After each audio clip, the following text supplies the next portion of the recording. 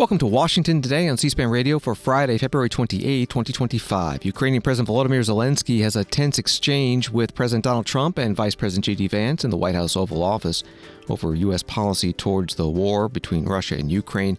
President Trump saying President Zelensky was being disrespectful and gambling with World War III. President Zelensky questioning the usefulness of counting on Russia to abide by agreements. In the end, President Trump's much-touted deal involving U.S. investment in Ukraine's rare earth minerals is not signed, and a joint news conference with the presidents is canceled. Canadian Prime Minister Justin Trudeau rejects a suggestion from another politician in Canada to ban President Trump from attending the G7 Leaders Conference in Alberta in June. This comes days before 25% tariffs on Canadian goods ordered by President Trump will be taking effect. United Nations Secretary General Antonio Gutteres says he is deeply concerned about large cuts in U.S. foreign aid. Vice President Vance speaks at the National Catholic Prayer Breakfast in Washington about the Pope's criticism of some of the Trump administration policies. And former White House Press Secretary Karine Pierre questioned about the 3 weeks in 2024 between former President Joe Biden's difficult presidential debate performance and his decision to leave the race. CNBC reports the signing of a key minerals agreement with Ukraine and a scheduled news conference Friday by President Trump and Ukrainian President Volodymyr Zelensky were abruptly canceled, and the Ukrainian leader's visit cut short after an Oval Office meeting that included Vice President J.D. Vance descended into insults and chaos. Afterward, the Ukrainians left the Oval Office to head to a separated room, while the U.S. team stayed in the Oval Office, a White House official said. While the Ukrainians were waiting in the other room, National Security Advisor Mike Waltz and Secretary of State Marco Rubio told them to leave. The official said Zelensky was trying to smooth things over and asked for a reset. But Mr. Trump and other administration officials were offended by Zelensky's behavior. That was from CBS News. This is what happened about 40 minutes into the 50-minute Oval Office meeting when reporters were asking questions. You will hear from President Trump, President Zelensky, and Vice President Vance. And now I'm talking with my friends in Poland, and they are worried that you align yourself too much with Putin. What's your message for them? Well, if I didn't align myself with both of them, you'd never have a deal. You want me to say really terrible things about Putin and then say, "Hi, Vladimir, how are we doing on the deal?" That doesn't work that way. I'm not aligned with Putin. I'm not aligned with anybody. I'm aligned with the United States of America. And for the good of the world, I'm aligned with the world. And I want to get this thing over with. You see the hatred he's got for Putin. It's very tough for me to make a deal with that kind of hate. He's got tremendous hatred. And I understand that, but I can tell you the other side isn't exactly in love with, him either. So it's not a question of alignment. I'm aligned with the world. I want to get the thing set. I'm aligned with Europe. I want to see if we can get this thing done. You want me to be tough? I could be tougher than any human being you've ever seen. I'd be so tough. But you're never going to get a deal that way, so that's the way it goes. All right, one more question. I want to respond to this. So look, for 4 years in the United States of America, we had a president who stood up at press conferences and talked tough about Vladimir Putin, and then Putin invaded Ukraine and destroyed a significant chunk of the country. The path to peace and the path to prosperity is maybe engaging in diplomacy. We tried the pathway of Joe Biden of thumping our chest and pretending that the President of the United States' words mattered more than the President of the United States' actions. What makes America a good country is America engaging in diplomacy. That's what President Trump is doing. Can I ask you? Sure. Yeah? Yeah. Okay. So he occupied our parts, big parts of Ukraine, part of East and Crimea. So he occupied it on 2014. So during a lot of years, so I'm not speaking about just Biden, but those time was Obama, then President Obama, then President Trump, then President Biden, now the President Trump, and God bless, now President Trump will stop him. But during 2014, nobody stopped him. He just occupied and took. He killed people. You know what the contact line? 2015. 2014. 2014 and 2014. 2014. Yeah. So I was, he killed. I was not here. Yeah, but That's exactly but- right. Yes, but during 2014 till 2022, yeah, the situation the same. The people have been dying on the contact line. Nobody stopped him.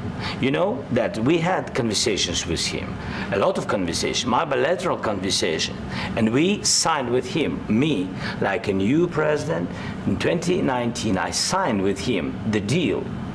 I signed with him, Macron and Merkel, we signed ceasefire.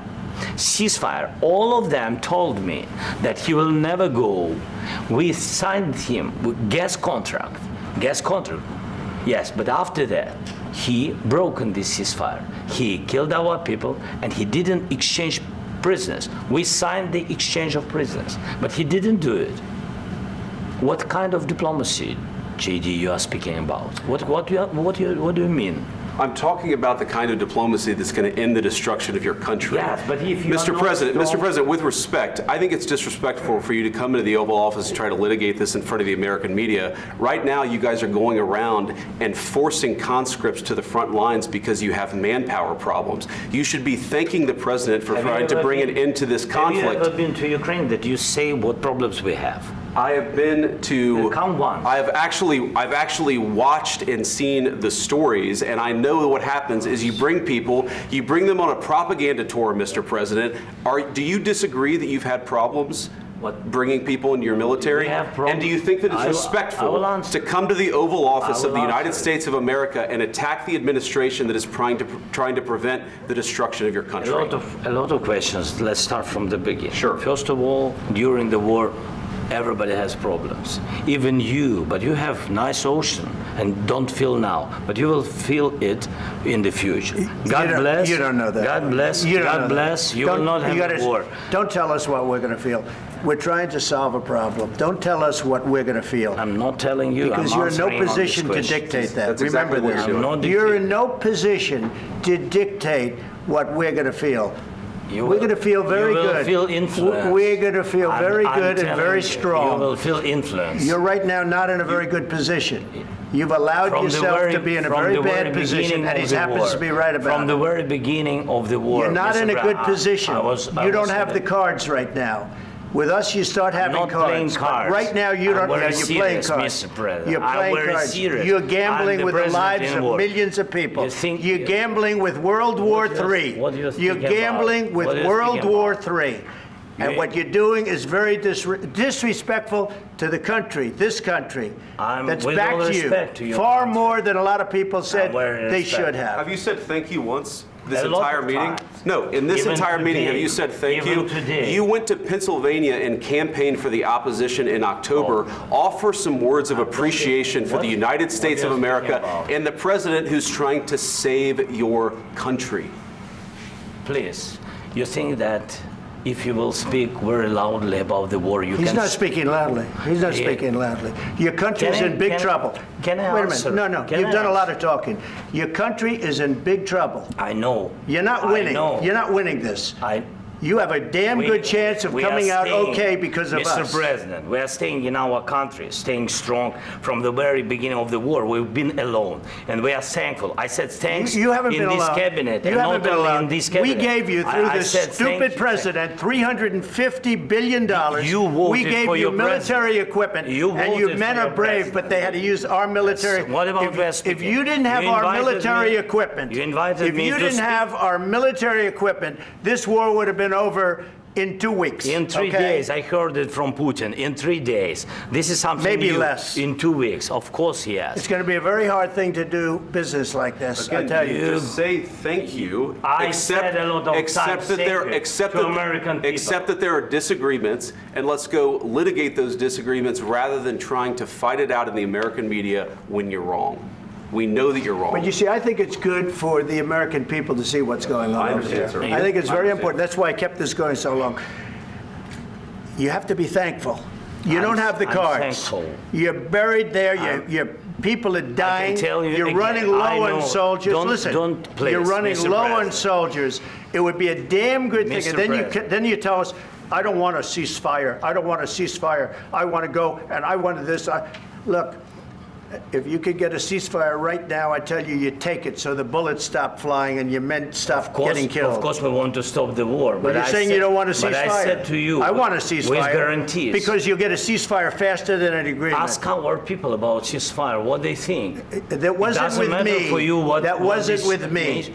That was with a guy named Biden, who was not a smart person. That was with Obama. It was your president. Excuse me. That was with Obama, who gave you sheets, and I gave you javelins. Yes. I gave you the javelins to take out all those tanks.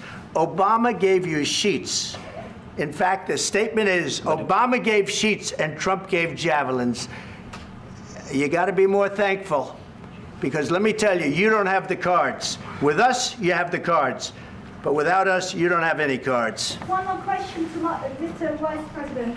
I'm sorry, here. It's going to be a tough deal to make, because the attitudes have to change. What if Russia breaks ceasefire? What if Russia breaks peace talks? What do you do then? I understand that it's a heated conversation right now. What are you saying? She's asking, what if Russia breaks the ceasefire? What if anything? What if a bomb drops on your head right now? Okay? What if they broke it? I don't know. They broke it with Biden, because Biden, they didn't respect him. They didn't respect Obama. They respect me. Let me tell you, Putin went through a hell of a lot with me. He went through a phony witch hunt where they used him and Russia. Russia. You ever hear of that deal? That was a phony Hunter Biden, Joe Biden scam. Hillary Clinton, Shifty Adam Schiff. It was a Democrat scam. And he had to go through that. And he did go through it. We didn't end up in a war. And he went through it. He was accused of all that stuff. He had nothing to do with it. It came out of Hunter Biden's bathroom. It came out of Hunter Biden's bedroom. It was disgusting.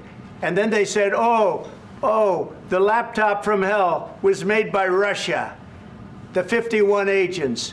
The whole thing was a scam, and he had to put up with that. He was being accused of all that stuff. All I can say is this. He might have broken deals with Obama and Bush, and he might have broken them with Biden. He did, maybe. Maybe he didn't. I don't know what happened. But he didn't break them with me. He wants to make a deal. I don't know if you can make a deal. The problem is, I've empowered you to be a tough guy. And I don't think you'd be a tough guy without the United States. And your people are very brave.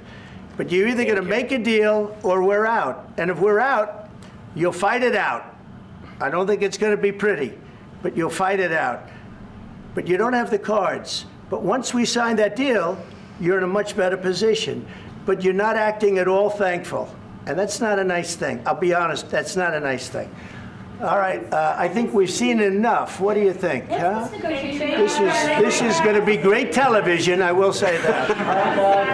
All right, we'll see what we can do about putting it together. President Donald Trump, along with Ukrainian President Zelensky and Vice President J.D. Vance in the White House Oval Office. You heard the last 10 minutes of an event that ran 50 minutes. We've got the full video at cspan.org. After the meeting and the scheduled joint news conference was canceled. Also, there was an event in Washington, D.C., where President Zelensky was going to speak at the Hudson Institute. That was also canceled. President Trump posting on Truth Social, "We had a very meaningful meeting in the White House today. Much was learned that could never be understood without conversation under such fire and pressure. It's amazing what comes out through emotion, and I've determined that President Zelensky is not ready for peace if America is involved because he feels our involvement gives him a big advantage in negotiations. I don't want advantage, I want peace. He disrespected the United States of America in its cherished Oval Office. He can come back when he is ready for peace." That was a statement from President Trump. And President Zelensky posting on X, "Thank you, America. Thank you for your support. Thank you for this visit. Thank you, President Trump, Congress, and the American people. Ukraine needs just and lasting peace, and we are working exactly for that." As President Trump was leaving the White House, heading down to Florida, he spoke to reporters in the White House driveway for a couple of minutes about the meeting. We had a meeting today, as you know, with President Zelensky, and I would say it didn't work out exactly great.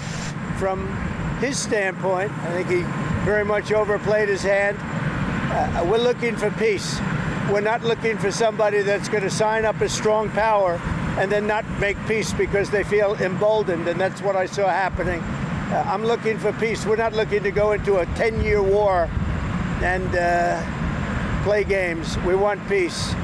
And it was just my impression that if we do that, if we sign up, he's looking for something that I'm not looking for. He's looking to go on and fight. We're looking to end the death.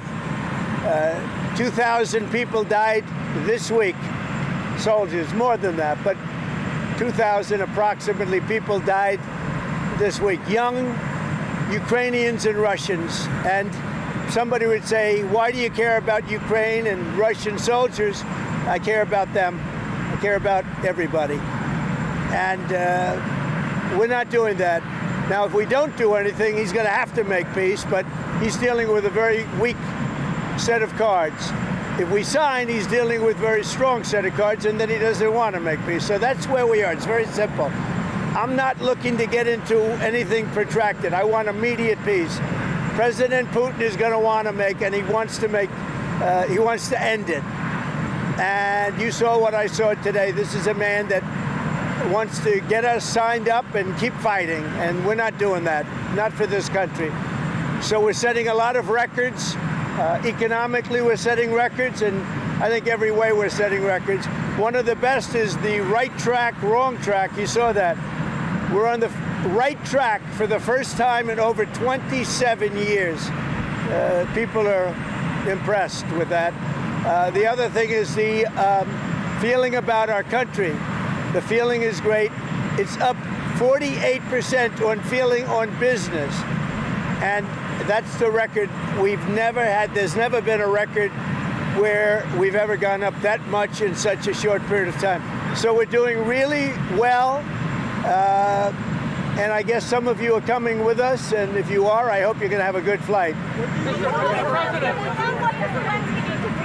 What? What does Zelensky need to do to restart talks with you? He's got to say, I want to make peace. He doesn't have to stand there and say about Putin this, Putin that, and all negative things. He's got to say, I want to make peace. I don't want to fight a war any longer. His people are dying. He doesn't have the cards, just so you understand it, okay? I can tell you. Mr. President, did you tell Zelensky to leave the White House? I don't have to tell you that. Go ahead. I think you know the answer to that. What? Wait. Do you trust Zelensky? Look, I don't trust or distrust anybody. I just want to get a deal done. And if the deal happens, good. But you can't embolden somebody that does not have the cards, and all of a sudden that person says, oh, well, now I can keep fighting. We're not going to keep fighting. You're going to get the war done, or let them go and see what happens. Let them fight it out. I want anybody that's going to make peace. If he's capable of making peace, which he may or may not be, but I want somebody that's going to make peace. Again, he doesn't have the cards. When we sign up, he's got all of the cards. That doesn't mean he can fight. He's got to stop the fighting, stop the death. He's losing hundreds of thousands of soldiers. It's time to stop the death. Say it? How long do you think it will take for Zelensky to want peace and invite us back to the White House? Well, he says he wants it now. He wants to come back right now, but I can't do that. I can't. Do you want immediate ceasefire, Mr. President? They should have an immediate ceasefire. That was the other thing. He didn't want to do about ceasefire. A ceasefire could take place immediately. A contract, if you want to end the war, you sign up an agreement. That's going to take a period of time. It takes time. I want it to end immediately. And I think if you had a ceasefire, it would be a ceasefire, a real one, that would end it. But he doesn't want to do that. That's fine. Do a better deal. I want it to end immediately. I want a ceasefire now. He says, oh, I don't want a ceasefire. Well, all of a sudden, he's a big shot because he has the U.S. on his side. Either we're going to end it or let him fight it out. And if he fights it out, it's not going to be pretty. Because without us, he doesn't win, let me tell you. Are you considering cutting off military aid to Ukraine? It doesn't matter what I'm considering. I'm just telling you. You saw what I saw today. That was not a man that wanted to make peace. And I'm only interested if he wants to end the bloodshed. Thank you very much, everybody. President Donald Trump speaking to reporters in the White House driveway as he was heading off to Florida after the Oval Office meeting he had with Ukrainian President Volodymyr Zelensky. Senator Chris Coons, Democrat from Delaware, who was part of a bipartisan group of senators who met with President Zelensky earlier in the day, writing on X, Trump brought Russia's propaganda arm into the Oval Office, and then he and his vice president made a scene of berating the president of a country Russia has brutalized for 3 years. This is a great day for Putin. It certainly isn't one for America.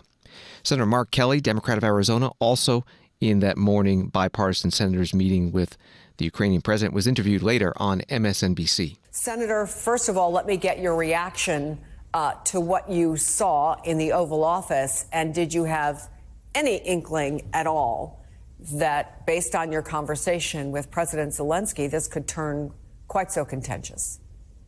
I did, not from our meeting this morning. But, Chris, let me just start by saying what a complete and utter mess.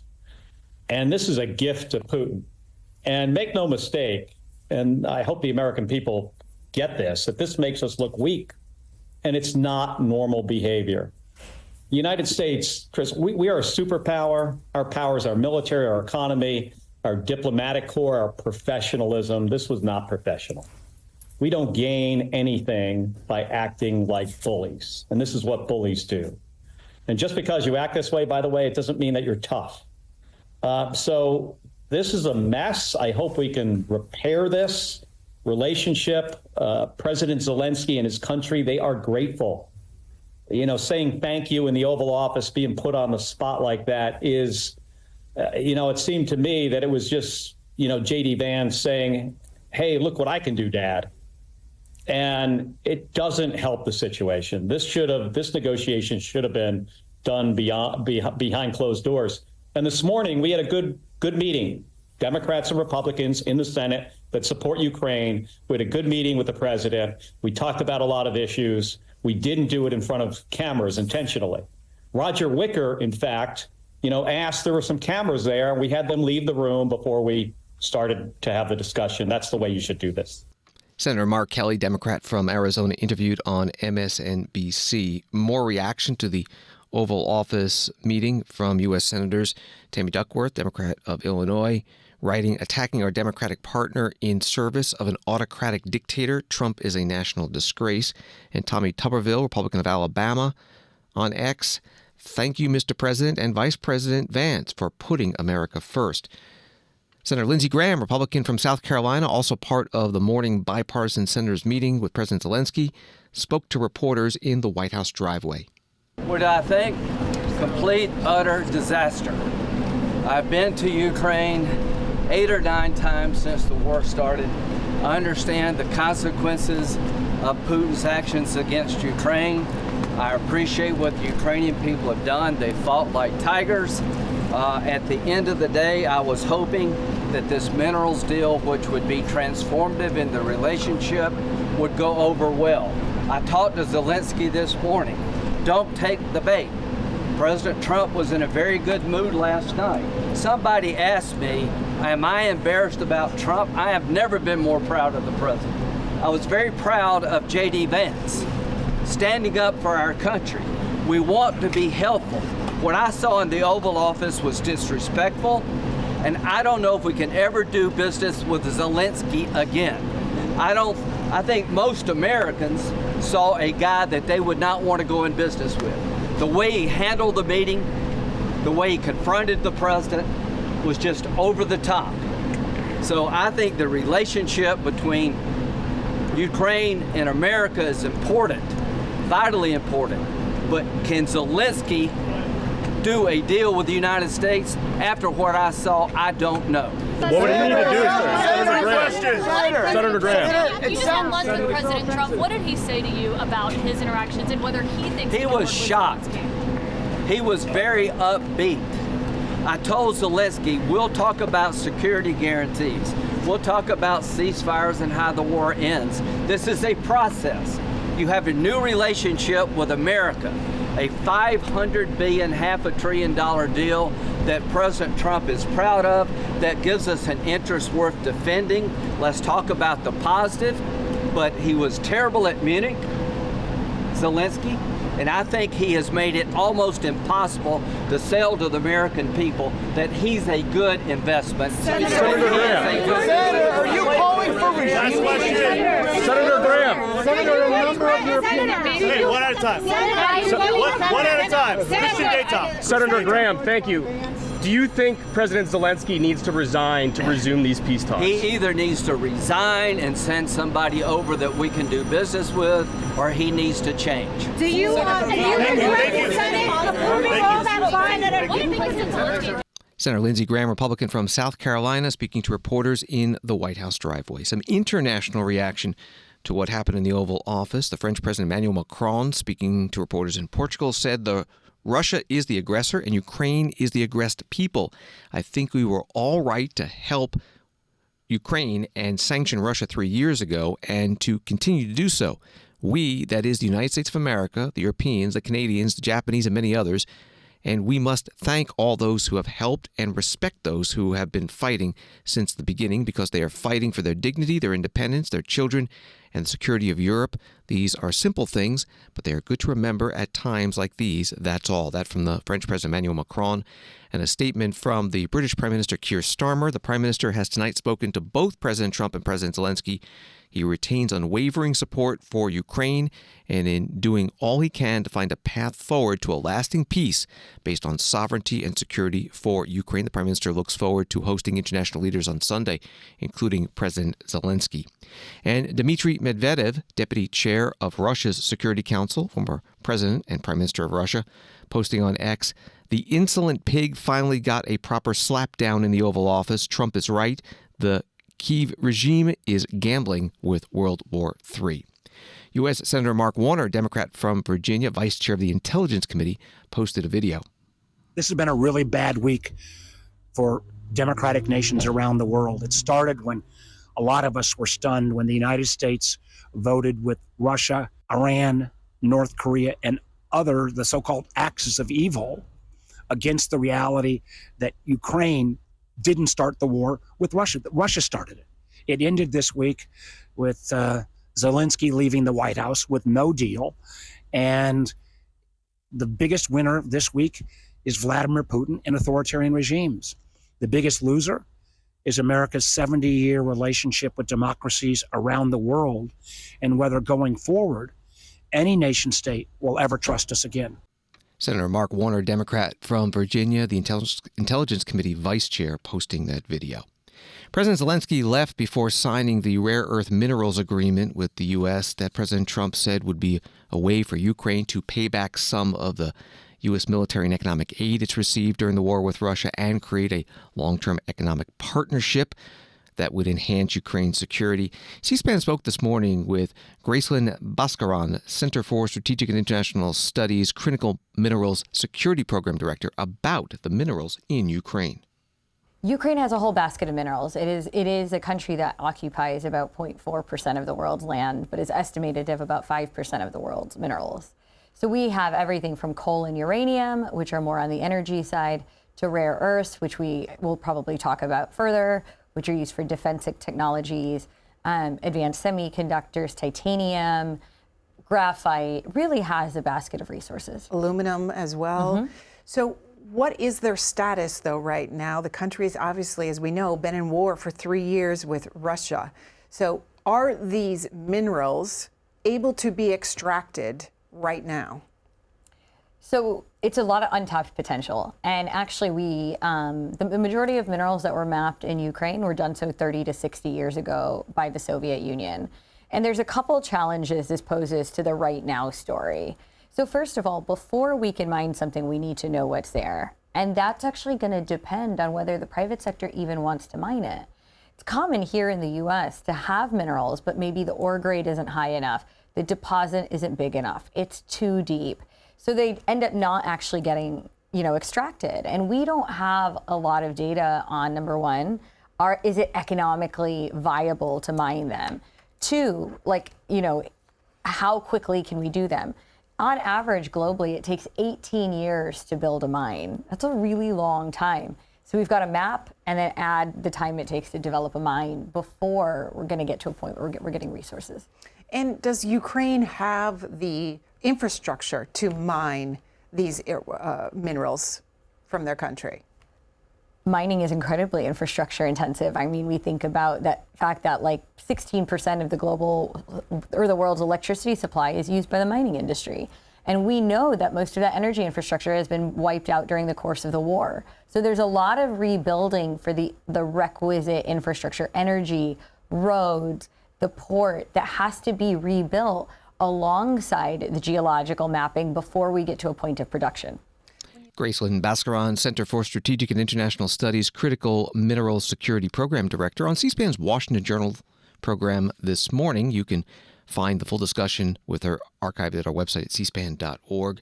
This was about the critical minerals, rare earth minerals deal that President Trump had hoped to sign, the deal he hoped to sign with the visiting President Volodymyr Zelensky. That deal has not been signed. CSIS has a fact sheet about the deal that reads, the bilateral agreement is markedly different from the original minerals deal proposed by the Trump administration. The initial deal called for Ukraine to use its mineral resources to repay the United States $500 billion for military aid previously provided. The agreed-upon framework does not designate the right to $500 billion worth of mineral revenue to the United States, nor does it include a security guarantee for Ukraine. Rather, the agreement establishes a reconstruction investment fund with joint U.S. and Ukrainian ownership. Ukraine will contribute 50% of all revenues earned from the future monetization of all Ukrainian government-owned natural resource assets into the fund. That was from the CSIS fact sheet. This is Washington Today. Newsmax reports that Peter Navarro, senior counsel for trade and manufacturing for the Trump administration, threatened to redraw the U.S.-Canadian border on Thursday as tensions between the two nations rise amid a pending tariff war. The Telegraph reported that Navarro used the reworking of border lines as negotiating tactics as Canada preps for a 25% tariff scheduled to go into effect Tuesday. Source familiar with the conversations told the outlet Navarro recommended revising the Canadian-U.S. border, which is just crazy and dangerous. President Donald Trump posted on Truth Social on Thursday the tariffs are a result of Canada's lax border security. That was from Newsmax. Jagmeet Singh, leader of the Canadian New Democratic Party, this week said that President Trump should not be allowed to attend the G7 Leaders Summit in Alberta, Canada, in June. I also believe we need to ban Donald Trump from attending the G7 summit. Donald Trump should not be welcome here. Why would we invite someone who has threatened our very democracy, our very sovereignty? Why would we invite someone who has threatened our economic well-being? Why would we invite someone who threatens our allies and threatens the world's stability? Why would we allow a convicted criminal into our country? Why would we invite someone who has such disdain for multilateral organizations? Instead, what we should do is use the G7 summit as an opportunity to work with our allies on a plan to resist Donald Trump and his dangerous threats to the world. Jagmeet Singh, member of the Canadian Parliament, leader of the New Democratic Party, at a speech in Montreal on Wednesday. The next day, Prime Minister Justin Trudeau, also in Montreal, at a news conference, said he would not take this step of banning President Trump from the country. I think it's easy for politicians these days to toss out easy and shocking things to say. We see a lot of it around the world these days. I'm not one of those Canadian politicians that thinks that's a responsible way to lead a country or even carry an important political dialogue. Canadian Prime Minister Justin Trudeau in Montreal on Thursday. President Trump has said he will impose 25% tariffs on imported goods from Canada and Mexico starting Tuesday, March 4th, over what he said were illegal drugs coming into the U.S. from those countries. President Trump also said exports from China will have an additional 10% tariff because that country is the origin of much of fentanyl precursor chemicals. The American Enterprise Institute in Washington held a discussion today about U.S., Canada, and tariffs.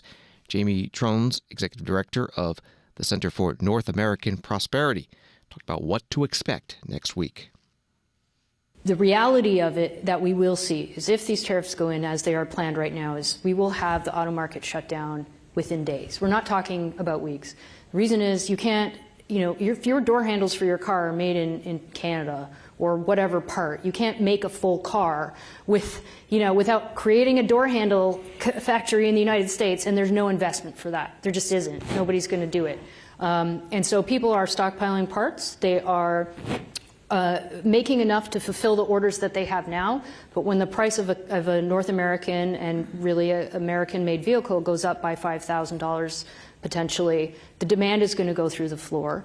And the automakers know their market. They don't make a surplus amount of cars unless they've made a mistake.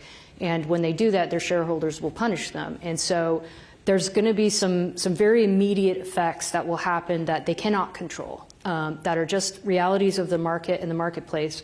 And I think also, to Derek's point, when it starts to affect the red states is when it's going to start to really affect Trump personally, because he's very in touch with his supporters. He doesn't want to, he likes to reward their loyalty in a way.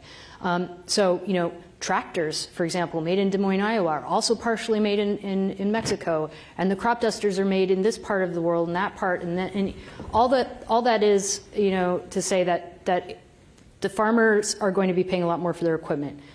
They're going to be paying a huge amount more for their fertilizer. In America, the way the farming works here is you need a lot of fertilizer, and the potash comes from Canada or it comes from Russia. Those are the two options. You're not probably going to get any from Russia. You're going to be needing it from Canada. We're right there. And you cannot export potash mine. It's in the ground there. You can't just get it. And there's some in Ukraine, sure, but is it economically feasible to get it from Ukraine when you can get it right here from Canada and Saskatchewan? It's a no-brainer, right? So farmers are very concerned about the cost of fertilizer. They're concerned about the cost of equipment, and they are in those red states where there's a lot of externalities to the ag producers and agricultural sector. I could go on about every single possible sector out there and all the externalities, but I won't because we don't have time for that. But you can imagine them yourselves and just get a sense of all the things that are going to trickle up eventually to the White House. Jamie Trones, Executive Director of the Center for North American Prosperity at today's American Enterprise Institute panel on U.S.-Canadian relations and trade and tariffs. Miami Herald has an article. Many Americans think the grass is greener in the Great White North, according to new polling. In a February 27th YouGov survey, a plurality of respondents, 36%, said their lives would generally be better if they and their families lived in Canada instead of the United States. Smaller shares said their lives would be worse in Canada, 23%, or about the same as they are now, 24%. About 17% said they were not sure. That article from Miami Herald. Wall Street today, the Dow up 601, NASDAQ up 302, S&P up 92. And from CNN, the Federal Reserve's preferred inflation gauge cooled as expected in January. However, the good news came with another potential red flag for the U.S. economic engine. Consumers pulled back their spending by the most in nearly 4 years. The Personal Consumption Expenditures Price Index rose 2.5% in January from the year before, slowing from December's 2.6% annual rate, according to the Commerce Department data released Friday. Article from CNN. Washington Today continues in a moment. On Tuesday, March 4th, watch C-SPAN's live coverage of President Trump's address to Congress, the first address of his second term, and less than 2 months since taking office. C-SPAN's live coverage begins at 8 p.m. Eastern with a preview of the evening from Capitol Hill, followed by the President's speech, which begins at 9 p.m. Eastern, and then watch the Democratic response after the President's speech. We'll also take your calls and get your reaction on social media. Over on C-SPAN 2, you can also watch a simulcast of the evening's coverage, followed by reaction from lawmakers, live from Capitol Hill. Watch President Trump's address to Congress, live Tuesday, March 4th, beginning at 8 p.m. Eastern on C-SPAN, our simulcast live on C-SPAN 2, or on C-SPAN Now, our free mobile video app. Also online at cspan.org. C-SPAN, bringing you your democracy unfiltered.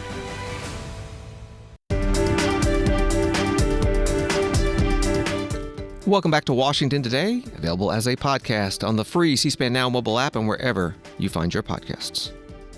United Nations Secretary General Antonio Gutteres, writes Reuters, said on Friday that he was deeply concerned about severe cuts in U.S. foreign assistance and a strong rebuke of the move that he said would be especially devastating for the world's vulnerable people. U.S. President Donald Trump's administration this week said it was drastically cutting foreign aid after pausing assistance in order to conduct a review to ensure projects were aligned with Trump's America First policy. That was the Reuters article. Secretary General Gutteres spoke at the UN in New York City. I want to start by expressing my deep concern about information received in the last 48 hours by UN agencies, as well as many humanitarian and development NGOs, regarding severe cuts in funding by the United States. These cuts impact a wide range of critical programs, from life-saving humanitarian aid to support to vulnerable communities recovering from war or natural disasters, from development to fight against terrorism and illicit drug trafficking. The consequences will be especially devastating for vulnerable people around the world. In Afghanistan, more than 9 million people will miss out on health and protection services, with hundreds of mobile health teams and other services suspended. In northeast Syria, where 2.5 million people need assistance, the absence of US funding means programs are leaving large populations even more vulnerable. In Ukraine, cash-based programming, a key feature of the humanitarian response, reaching 1 million people in 2024, has been suspended in key regions. In South Sudan, funding has run out for programs to support people who have fled the conflict in neighboring Sudan, leaving border areas dangerously overcrowded. Meanwhile, the United Nations Office on Drugs and Crime will be forced to stop many of its counter-narcotics programs, including the one fighting the fentanyl crisis, and dramatically reduce activities against human trafficking. And funding for many programs combating HIV/AIDS, tuberculosis, malaria, and cholera have stopped. United Nations Secretary General Antonio Gutteres speaking to reporters at the UN in New York City. Washington Post writes that federal workers are slated to receive a second email as early as Saturday asking them for a bullet point description of what they did in the past week. Only this time, a new strategy from the Trump administration means they might have to respond, according to 3 people familiar with the matter who spoke on condition of anonymity to discuss private talks. The emails are slated to become a weekly requirement, according to documents obtained by the Washington Post and a person briefed on the Office of Personnel Management's decisions. Last weekend, OPM sent a message to government employees from hr@opm.gov asking for a list of what workers had accomplished the week before. The new message is expected to arrive from addresses associated with chiefs of agency HR departments across the federal government. 2 of the people said. That was from the Washington Post. And from the AP, Vice President J.D. Vance acknowledged Pope Francis' criticism of the Trump administration's crackdown on immigration without responding to any of its specifics or to the pontiff's apparent criticism of Vance's own deployment of Catholic tradition to justify such policies. The National Catholic Prayer Breakfast was held at the Washington, D.C. Convention Center. As you've probably seen publicly, the Holy Father, Pope Francis, has criticized some of our policies when it comes to immigration. And again, my goal here is not to litigate with him or any other clergy member about who's right and who's wrong. You obviously know my views, and I will speak to them consistently because I think that I have to do it because it serves the best interests of the American people. What I want to do instead is remind, and I talk to a lot of conservative Catholics, and I talk to progressive Catholics too, and I think that sometimes a lot of conservative Catholics are too preoccupied with their political criticisms of a particular clergy member or the leader of the Catholic Church. And of course, I'm not telling you that you're wrong, because sometimes I even agree with you.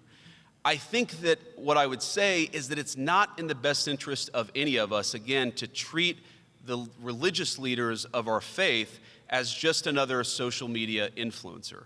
And I think, frankly, that goes in both ways. If I can be so bold, I think it's incumbent upon our religious leaders to recognize that in the era of social media, people will hang on every single word that they utter, even if that wasn't their intention, and even if a given declaration wasn't meant for consumption in the social media age.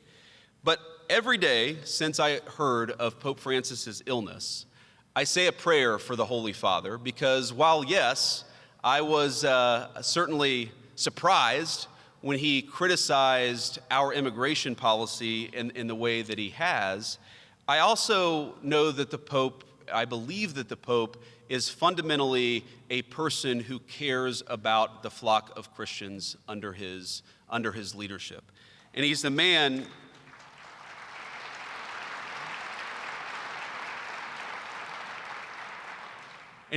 who cares about the spiritual direction of the faith.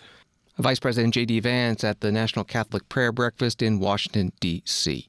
From CatholicPrayerBreakfast.com, the breakfast was established in 2004 in response to St. John Paul II's call for a new evangelization. Each year, over 1,500 people gather in our nation's capital to pray for our country. Story from the Griot. Karine Jean-Pierre, President Joe Biden's former White House press secretary, is speaking out about her ex-boss being unceremoniously ousted from the 2024 presidential election just 1 month after leaving office. While speaking at a forum at Harvard Kennedy School Institute of Politics on Wednesday, Jean-Pierre did not mince words when defending Biden. On July 21st, 2024, President Biden announced that he would no longer seek re-election after dozens of Democrats privately and publicly called for him to step aside following a poor debate performance against then-Republican candidate Donald Trump. That's how the Griot put it in their article. Here's Karine Jean-Pierre at Harvard University in Cambridge, Massachusetts on Wednesday. Hi, my name's Adam. I'm a sophomore here at Harvard. I wanted to ask you, kind of on a similar to the first question, just about, I guess maybe just with the time, one anecdote that you found was particularly challenging about the 3-week period between the debate against President Trump that President Biden had and when he dropped out, one particularly challenging moment, or if you think that the president should have dropped out earlier, or if you think that he should have ran at all. So just your last question first. He's the president of the United States at the time. He was the leader of the Democratic Party. It was truly his decision to make on what he wanted to do. And I supported that 100%. Whatever it was, I was going to support that 100% because he had the right to, as the leader of the Democratic Party, coming out of a pretty successful midterms. There was supposed to be a red wave. There wasn't a red wave. One of the reasons was because of what we were able to do and how Democrats, whether in their congressional House seats or in the states, were able to communicate for themselves on what we were able to do. And so I think that's important. We can't forget what was happening when he made the decision to run for re-election. And I believe, as, again, the leader of the Democratic Party, he had the right to make that decision, and he made it, and I supported it. Whatever he had decided, I would have supported.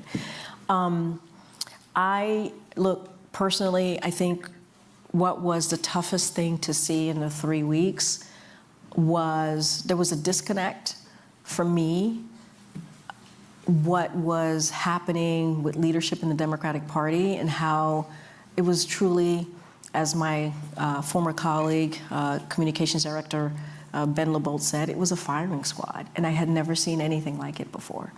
I'd never seen a party do that in the way that they did. And it was hurtful and sad to see that happening. A firing squad around a person who I believe was a true patriot, a person who I believe did everything that he can for this country, a person who I believe, as I mentioned before, has done more in one term than most presidents had done in 2 terms, historical things. And I was shocked by what I was seeing. And Karine, just to clarify, these are other Democrats and Democratic leadership coming out against Biden. Yep, I had never seen anything like that. That was, if you're asking me the thing that I saw in those 3 weeks, that was shocking. Shocking. And instead of coming together to really be unified and trying to figure out how do we save our democracy, how do we fight back, that's what I was seeing. And, that's what we decided to do for 3 weeks. And, it was truly, truly unfortunate. And I think it hurt us more than I think folks realized to have done that. Karine Jean-Pierre, former White House press secretary in the Biden administration, on Wednesday at Harvard University's Kennedy School Institute of Politics in Cambridge, Massachusetts. She also said that she has deprogrammed herself by focusing on her 10-year-old daughter and her self-care, and she has refused to turn on the news since President Trump took office January 20th. As part of America's 250th birthday next year, the House this week passed a bill unanimously that would create a time capsule to be buried on the grounds of the U.S. Capitol before July 4th, 2026, to be opened on America's 500th birthday, July 4th, 2276. Congresswoman Bonnie Watson-Coleman, Democrat of New Jersey, is the bill's sponsor. The signing of the Declaration of Independence on July 4, 1776 was an essential milestone in the progress of all humanity towards a more fair, just, and democratic society, work that continues to this day. As we reflect upon the last 250 years of progress towards these ideals, we must impart the lessons that we've learned to future generations. As a co-founder and co-chair of the America 250 Caucus, along with my co-chairs, Mr. Evans, Mr. Adderholt, and Ms. Salazar, it is an honor to see this legislation come forward today as just one small part of our nation's 250th anniversary celebration. This bill will authorize, as we have heard, the architect of the Capitol to create a time capsule and have it buried on the West Lawn to remain sealed until July 4th, 2276, the nation's 500th anniversary. The contents will include items that represent important legislation and institutional milestones of Congress, a message from the 119th Congress to the 244th Congress, and other items that reflect our history. No one here today will see it opened, but an old Greek proverb says, "A society grows great when the old plant trees whose shade they know they shall never sit in." The body does its best work when we don't seek fame or followers, renown or retweets, but rather when we work so that distant generations of Americans for whom our names will be mere footnotes will enjoy the fruits of our work here today. Congresswoman Bonnie Watson-Coleman, Democrat from New Jersey, on the House floor on Wednesday. Her bill was passed by voice vote and sent to the Senate. Washington Examiner asked some members of Congress what they would put in the time capsule. Congresswoman Diana Harshbarger, Republican of Tennessee, said, "I'd like to see a bottle of good old East Tennessee moonshine. By the way some people act around here, you'd think it's all they drink." And Gabe Amo, Democrat of Rhode Island, "I think about it, especially where we are right now, I'd include a Social Security card." Thanks for listening to Washington Today. Sign up for C-SPAN's evening newsletter Word for Word and get the stories making headlines in Washington emailed to you every day. Subscribe at cspan.org/connect. Have a good night and weekend.